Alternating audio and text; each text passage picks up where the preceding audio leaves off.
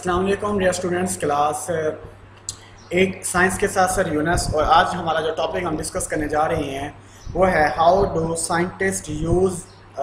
Scientist insert gene in bacterium.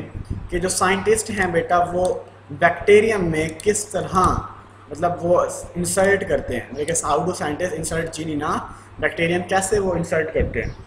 Okay, the first step for inserting a gene into a bacterial cell is the identification and isolation of the gene of desired protein from donor organism। जो पहला step होता है ना बेटा, याद रखिएगा, वो किसी भी जीन को इंसर्ट करने का बैक्टीरियल सेल के अंदर वो क्या होता है, उसकी आइडेंटिफिकेशन होती है, उसकी शनाख्त होती है, फिर उसकी आइसोलेशन होती है, मतलब उसको पहले हम चेक करते हैं, शनाख्त करते हैं, फिर हम उसकी आइसोलेशन करते हैं। आइसोलेशन का मतलब होता है उसको अलहदा करते हैं of the gene of desire protein के जो हमें प्रोटीन जो है ना, डिज़ायर प्रोटीन जो हमें चाहिए फ्रॉम द डोनर ऑर्गेनिज्म। कहाँ से भला? डोनर ऑर्गेनिज्म से जो हमें डोनेट कर रहा होता है। An enzyme is use to cut the gene from donor organism. जो एंजाइम होता है ना, हम उसको यूज़ करके जीन से हम उसको डोनर ऑर्गेनिज्म से क्या कर देते हैं, कट कर देते हैं। The isolated gene is then attached with the plasmid DNA taken from a bacterium। जो isolated gene होता है बेसिकली हम उसको क्या करते हैं, is then attach, हम उसको अटैच करते हैं किसके साथ? प्लाज्मिड DNA के साथ, जो कि हम टेकन करते हैं फ्रॉम अ बैक्टीरियम से। The same enzyme used for cutting the donor gene is used to cut the plasmid DNA at a specific site so that the gene can be attached at the end of the plasmid। मैं आपको simply उसने क्या कहा है, मैं आपको यहाँ पर ज़रा आइडेंटिफाई करता हूँ। देखें, जिस बच्चे को ये डायग्राम समझ आ गई है ना, समझ लें उसके लिए ये टॉपिक बिल्कुल आसान है। देखें और कीजिएगा, ये है डोनर सेल।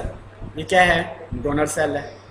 ये न्यूक्लियस है और इसके अंदर क्रोमोसोम है, और हमने इस क्रोमोसोम के अंदर जो प्लाज्मिड पड़ा हुआ है, हम इसको उठा लेते हैं। मैं ज़रा इसको जूम करके दिखाता हूँ आपको थोड़ा सा। हाँ, अब देखिएगा, मैंने ये प्लाज्मिड उठाया और इस प्लाज्मिड को मैंने एक gene cut from a donor cell, ये मेरे पास आ गया प्लाज्मिड, ठीक हो गया। ये मेरे पास बैक्टीरियम सेल था, ये क्रोमोसोम पड़े हैं, और यहाँ से मैंने प्लाज्मिड को उठाया। प्लाज्मिड उठाने के बाद मैंने इसको कट ऑफ कर दिया। मैंने ये वाला टुकड़ा जो है ना, इस जीन के कट को मैंने इस प्लाज्मिड के कट के साथ क्या कर दिया, अटैच कर दिया। समझ आ रही है? अब देखें, donor gene attach with the plasmid, इसे कहते हैं रिकम्बिनेंट डीएनए। इसे क्या कहा जाता है? रिकम्बिनेंट डीएनए कहा जाता है। मैंने यही जीन उठा के, ये रिकम्बिनेंट डीएनए उठा के, इसको उठा के मैंने इसको इंसर्ट कर दिया किसके अंदर? जीएम बैक्टीरियम के अंदर मैंने इसको क्या कर दिया, इंसर्ट कर दिया। अब ये जीएम बैक्टीरियम क्या होगा?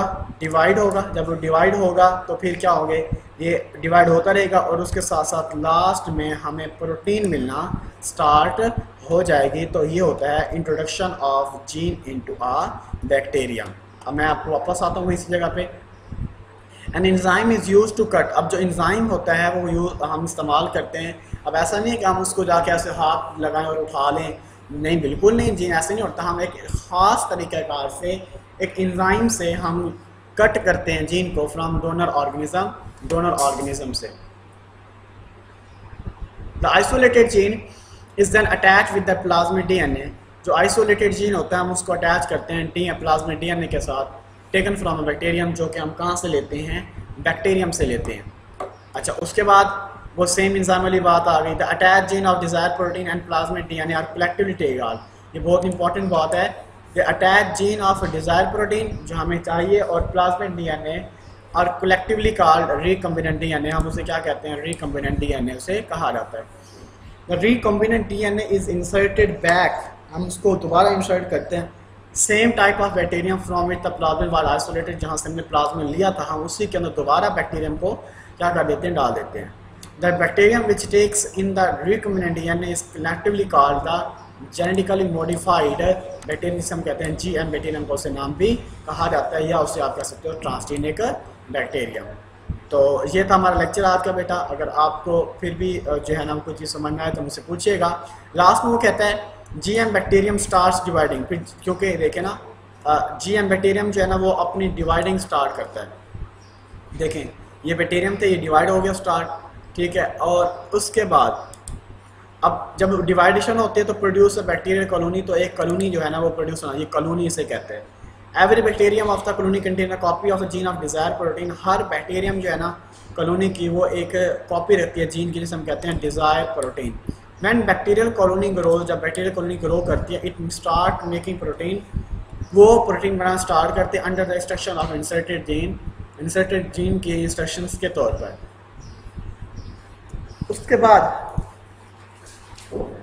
इन genetic engineering genes of various useful protein, insulin, enzyme for the synthesis of various medicine, vaccine are inserted in bacteria and desired protein are obtained। तो जब हम बात करते हैं जेनेटिक इंजीनियरिंग की, हम बात करते हैं तो बहुत से वेरियस यूजफुल प्रोटीन जो है ना वो प्रोड्यूस होते हैं। उसमें हमारे पास इंसुलिन भी होती है, एंजाइम भी होते हैं, वैक्सीन भी होती है, और इंसर्टेड इन बैक्टीरियम, हम उन्हें इंसर्ट करते हैं बैक्टीरिया के अंदर, और डिज़ायर प्रोटीन हमें क्या हो जाती है, मिल जाती है। तो आई होप आपको लेक्चर क्लियरली समझ आ गया होगा। थैंक यू बेटा, अल्लाह हाफिज़। और ये आपका लॉन्ग क्वेश्चन है, मोस्ट इंपॉर्टेंट, मैं बार बार भूल जाता हूँ समटाइम, ये आपका लॉन्ग क्वेश्चन है, ठीक है, इसको आपने याद भी रखना है, ठीक है, और लिखना भी है।